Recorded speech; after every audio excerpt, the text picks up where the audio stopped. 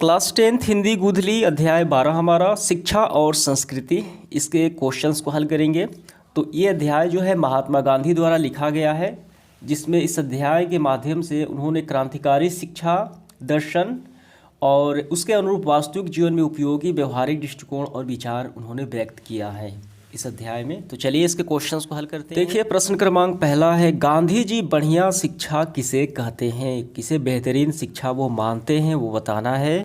तो इसका उत्तर हम ऐसे लिखेंगे, गांधी जी अहिंसक प्रतिरोध सबसे उदात्त और बढ़िया शिक्षा मानते हैं। किसको मानते हैं? अहिंसक प्रतिरोध। देखिए अहिंसक प्रतिरोध का क्या मतलब है? ऐसा प्रतिरोध जिसमें किसी तरीके की हिंसा नहीं होनी चाहिए, हिंसा का विरोध होना चाहिए। जैसे सरकार कोई नियम पारित करती है तो हम उसका विरोध करते हैं, कैसे? प्रदर्शन करके, हड़ताल करके, नाटक द्वारा, ठीक है। तो वो हो गया अहिंसक प्रतिरोध। तो गांधी जी मानते हैं कि अहिंसक प्रतिरोध सबसे अच्छा और बढ़िया शिक्षा है। यह बच्चों को मिलने वाले साधारण अक्षर ज्ञान की शिक्षा के बाद ही नहीं, पहले होनी चाहिए। कौन सी? अहिंसक प्रतिरोध की शिक्षा। तो यही हम गांधी जी मानते थे सबसे अच्छा शिक्षा। तो ये आपको पूरा यहाँ तक कर लेने हैं इसका आंसर। इसके बाद देखिए दूसरा क्या है, इंद्रियों का बुद्धिपूर्वक उपयोग सीखना क्यों जरूरी है। देखिए इंद्रियां कौन कौन सी है? आँख, कान, नाक, त्वचा, ये सारी क्या है? इंद्रियां है। तो इसको बुद्धिपूर्वक, विवेकपूर्वक उपयोग करना सीखना क्यों जरूरी है गांधी जी के अनुसार, वो बताना है। देखिए यहाँ पे हम इसका उत्तर यहाँ से करेंगे, मेरी राय, यानी गांधी जी कहते हैं, आपको लिखना है, गांधी जी के अनुसार बुद्धि की शिक्षा जो है, सच्ची शिक्षा शरीर की स्थूल इंद्रियों अर्थात हाथ, पैर, कान, ठीक है, आँख, नाक वगैरह के ठीक ठीक उपयोग और तालीम द्वारा ही हो सकती है। दूसरे शब्दों में बच्चे द्वारा इंद्रियों का बुद्धिपूर्वक उपयोग उसकी बुद्धि के विकास का जल्द से जल्द और उत्तम तरीका है। यानी वो आँखों का इस्तेमाल कैसे करते हैं, ऐसे दृश्य ना देखें जो उनके लिए हानिकारक हो, ठीक है, और कानों का उपयोग ऐसे ना करें, तो ऐसे दृश्य देखें, इसका उपयोग ऐसे अच्छे से करें, तो वही सबसे क्या है, बुद्धिपूर्वक उपयोग ही बुद्धि विकास का ये उत्तम तरीका माना है, ठीक है, इंद्रियों का अच्छे से प्रयोग। तो ये आपको पूरा यहाँ तक कर लेने हैं। अगला सवाल देखिए क्या है, शिक्षा का अभिप्राय गांधी जी क्या मानते थे, शिक्षा का क्या मतलब वो मानते थे। तो इसका उत्तर हम लिखेंगे, गांधी जी शिक्षा से अभिप्राय मानते थे, यानी गांधी जी का अभिप्राय ये है शिक्षा से कि बच्चे और मनुष्य के शरीर, बुद्धि और आत्मा सभी उत्तम गुणों को प्रकट किया जाए। क्या मानते थे? बच्चे और मनुष्य का शरीर, जो बच्चे हैं और जो युवा हैं, अडल्ट हैं, उन्हें बुद्धि और आत्मा के सभी उत्तम गुण को प्रकट किया जाए। पढ़ना लिखना शिक्षा का अंत तो है ही नहीं, ठीक है, वो आदि भी नहीं है, ठीक है, यानी अनंत भी नहीं है। वह पुरुष और स्त्री को शिक्षा देने के साधन का केवल एक साधन है। साधनों में क्या है? एक साधन है।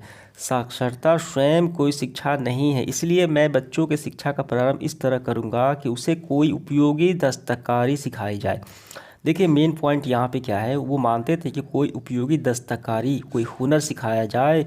जिस क्षण वो अपनी तालीम शुरू करें, ठीक है, तो उसी क्षण उसे उत्पादन का कार्य करने योग्य बना दिया जाए। ऐसा हुनर सिखाया जाए जैसे कोई प्रोडक्ट का उत्पादन कर सके, यानी वो रोजगार में इन्वॉल्व हो सके, शामिल हो सके। किताबी ज्ञान के साथ साथ कोई दस्तकारी विज्ञान भी, हुनर भी सिखाना जाना चाहिए, उनका ये मानना था, ठीक है।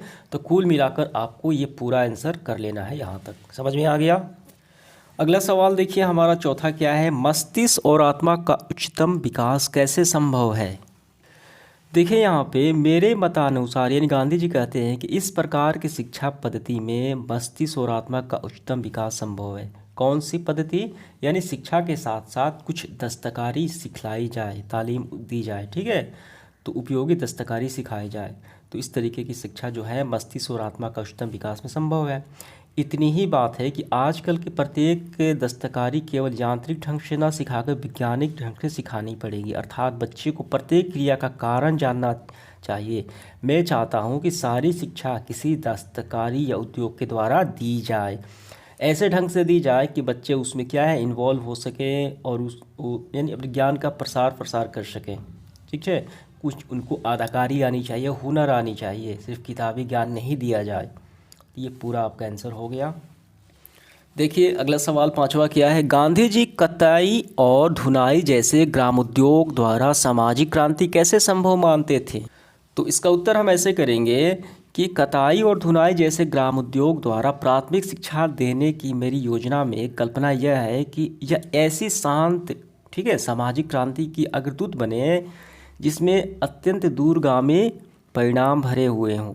इससे नगर ग्राम के संबंधों का एक स्वास्थ्यप्रद और नैतिक आधार प्राप्त होगा। समाज में मौजूद आरक्षित व्यवस्था और वर्गों में परस्पर विषाक्त संबंधों में कुछ बड़ी गड़बड़ी से बड़ी बुराइयों को दूर करने में बहुत सहायता मिलेंगी। ठीक है, तो यहाँ तक आपको कर लेना है। देखिए उन्होंने कहते हैं कि कताई और धुनाई तो ग्रामीण क्षेत्र में किया जाए और शहरों में जाकर क्या किया जाए, इसका व्यवसाय प्रसार किया जाए। ठीक है, तो इससे क्या होगा कि नगर और ग्रामों के संबंध का एक स्वस्थप्रद मतलब अच्छा संबंध बनेगा। ठीक है, बॉन्डिंग अच्छा बनेगा। तो ये सारे जो तरीके हैं वो भारत के हैं। ठीक है, तो उन्होंने खादी को ज़्यादा बढ़ावा दिया, तो ये हमें यहाँ तक कर लेने हैं। देखिए अगला सवाल हमारा क्या है, शिक्षा का ध्येय गांधी जी क्या मानते थे और क्यों। तो इसका उत्तर हम ऐसे लिखेंगे, देखिए यहाँ पे, भारत को स्वराज मिल जाएगा तब शिक्षा का ध्येय क्या होगा, चरित्र निर्माण। यानी शिक्षा का ध्येय लक्ष्य मानते थे चरित्र निर्माण, कैरेक्टर। ठीक है, मैं साहस, बल, सदाचार और बड़े लक्ष्य प्राप्त करने में आत्मोत्सर्ग की शक्ति का विकास कराने की कोशिश करूंगा। यह साक्षरता का ज़्यादा महत्वपूर्ण है। किताबी ज्ञान उस, ठीक है, उस बड़े उद्देश्य का एक साधन मात्र है। देखिए उन्होंने शिक्षा का उद्देश्य क्या बताया, चरित्र निर्माण बताया। मान लीजिए कोई लड़का है, अच्छा पढ़ा लिखा है, लेकिन उसका कैरेक्टर अच्छा नहीं है, वो चोरी करे, डाका डाले, ठीक है, तो पढ़ने लिखने का क्या फ़ायदा हुआ। तो सबसे महत्वपूर्ण है जो चरित्र निर्माण, यानी सदा सत्य बोले, सत्य की राह पर चले, अहिंसा हो, उसमें अहिंसा की, ठीक है, बढ़ावा करे। तो ये सारे गुण होने चाहिए। तो ये पूरा आपको यहाँ तक कर लेने हैं, इसका आंसर 6 नंबर का। अगला सवाल देखिए सातवां, गांधी जी देसी भाषाओं में बड़े पैमाने पर अनुवादक कार्य क्यों आवश्यक मानते थे। तो इसका उत्तर हम यहाँ से करेंगे, मैं चाहता हूँ कि उस भाषा यानी अंग्रेजी में इस तरह संसार के अन्य भाषाओं में जो ज्ञान भंडार भरा पड़ा है उसे राष्ट्र अपनी ही देसी भाषा से प्राप्त करे। यानी अंग्रेजी को ज़्यादा फॉलो ना करके अपने भाषा को ज़्यादा अहमियत दे, मान सम्मान दे।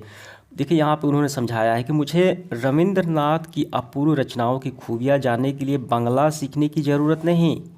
ठीक है, वे मुझे अच्छे अनुवादक मिल जाती है, अनुवादकों से मिल जाती है। यानी बांग्ला अगर बंगाली में है तो हम उसे हिंदी में कर लेंगे। ठीक है, गुजराती लड़कों और लड़कियों को टॉल्स्टॉय, देखिए ये अंग्रेजी लेखक हैं, कि छोटी छोटी कहानियों का लाभ उठाने के लिए उन्हें रूसी भाषा सीखने की आवश्यकता नहीं। यानी रूसी भाषा को हिंदी में ट्रांसलेट कर दिया जाएगा। ठीक है, तो ये उन्हें अच्छे अनुवादकों के जरिए सीख लेते हैं। तो किसी भी भाषा सीखने से अच्छा है कि उसे अनुवाद करके अपने मातृभाषा में सीखी जाए, हिंदी में सीखी जाए। तो वो हिंदी को ज़्यादा बढ़ावा करते थे। समझ में आ गया। तो ये पूरा आपका आंसर हो गया।